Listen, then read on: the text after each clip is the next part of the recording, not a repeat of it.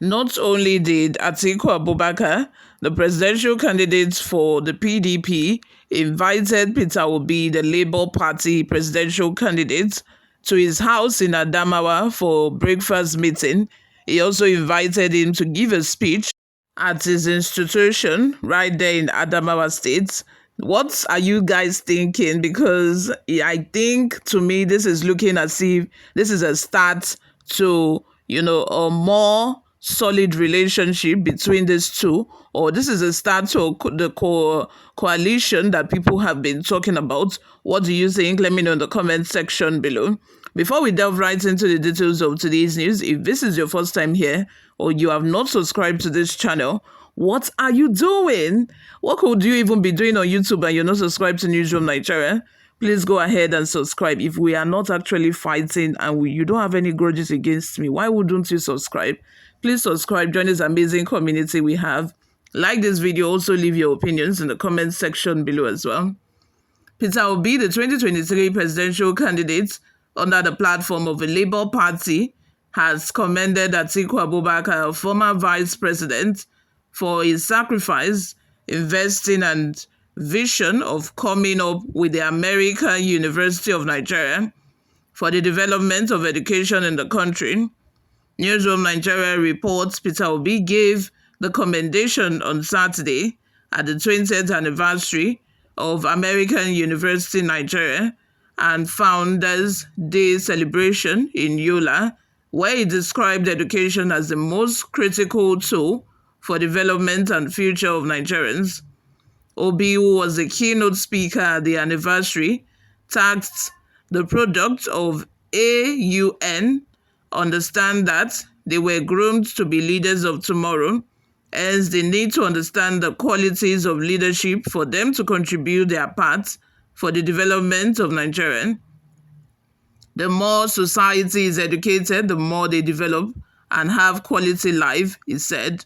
After the speaking at the event, Obi took to X and wrote, "Today I traveled to Yola, the Adamawa state capital, where I was a guest and keynote speaker at the American University of Nigeria. This engagement was in continuation of my tradition of sharing my thoughts by speaking at various ivory towers across the globe. This trend has taken me to various educational institutions worldwide, including Cambridge University, Oxford University, Harvard University, Yale University, the Watson School of the University of Pennsylvania, and the University for Peace, among others. At today's event, I expressed my gratitude to the university's founder, Atiku Abubakar, GCON, Wazirin Adamawa, who is both my leader and elder brother, for his immense sacrifice and visionary commitment to society, particularly in advancing education and human development. I commended the students of the American University of Nigeria for their resilience and dedication for staying in Nigeria to study and learn rather than joining the trend of Japa, a reality now prevalent among many young people in our land. During my address, I emphasized the critical role of leadership in national development, undermining the need for competence, compassion, and capacity to transform our nation from consumption to production. I highlighted the importance of foresight and vision, citing countries such as Indonesia, Singapore, India, Vietnam, and the Philippines as examples of nations that have followed the global measurement of development and have significantly improved their human development indices, GDP, especially GDP per capita, within a decade, to prove what determined and enlightened leadership can achieve. It was indeed a great pleasure to address such an audience of mostly young Nigerians. In his address, Atiku Abubakar said the 20th anniversary is the beginning of a journey for his contribution to development of education in the country to shape the future. Atiku Abubakar appreciated the American government, stakeholders, Pioneer Board Chairman, and his members for their eminent contribution for the success of the institution in the country. He said the day is also a day to celebrate those who contribute and dedicate for the development of the institution to date. Dewine Fraser, AUN president, said AUN is the first of its kind in Nigeria, impacting positively for development of education in the last 20 years. He described Atiku as visionary founder by having the passion of coming up with an institution in the country, especially by having it in Yola. According to him, the institution has all facilities up to international standards and is open for all, not only for the elites. Obi also visited the Alumajiri undergoing literacy and numeracy training as part of community service by the AUN. Peter Obi, a former governor of Anambra State, has donated 10 computers and printers to St. Augustine College, Mayo Bewa, Adamawa.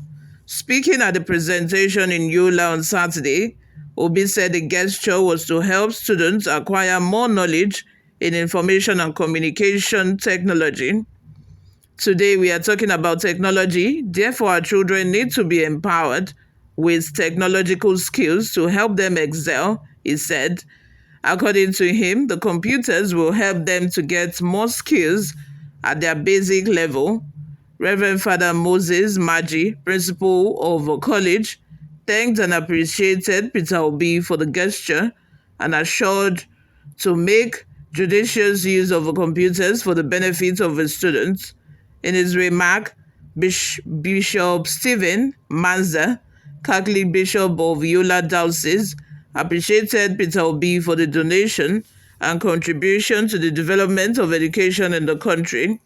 According to him, the visits of Obi and donation are not because of politics, but his gesture in promoting education of young people to succeed in future. He added that the computers would help to facilitate learning process for the purpose intended.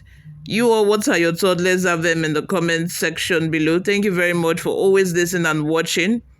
I am so glad that, for these two, politics is not do or die affair, because in most cases, like I usually say, these back and forth, the banters online and, the jabs and all of that will turn to actual beef.